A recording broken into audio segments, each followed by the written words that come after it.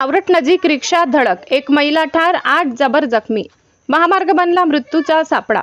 Ape रिक्षाला मागून धडक, गृहोपयोगी भांडे पडले महागात, महिलेने गमविला जीव.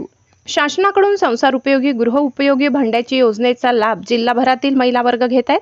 आज सकाळी 6 वाजेच्या दरम्यान आपला नंबर लवकर लागावा या हेतूने विसरवाडी येथील महिलांनी नवापूर येथे भांड्याचा फॉर्म जमा करण्यासाठी ॲपे रिक्षा क्रमांक GJ19 WB 1211 ही भाडे तत्वावर केली होती. सकाळी 7 वाजता ॲपे रिक्षा महामार्गावरून नवापूर येथे जात असताना सावरट गावाजवळ मागून भरधाव वेगाने येणाऱ्या अज्ञात आयशर टेम्पोने ॲपे रिक्षाला धडक दिल्याने ॲपे रिक्षा रस्त्याच्या कडेला फेकली गेली. त्यात पायल अरबाज पठाण, त्यांचा 3 वयोगटातील बाळ मोहम्मद अरबाज पठाण, मंजूबाई दिवाणजी गावित, सुपडी जयंत्या गावित, नीता सुरूपसिंग गावित, निशा सूरज गावित, शर्मिली फिलिप गावित, चालक राकेश नामदेव बिराडे सर्व राहणार विसरवाडी हे जबर जखमी झाले. तर संगीता पंडित गावित ही महिला जागीच ठार झाली.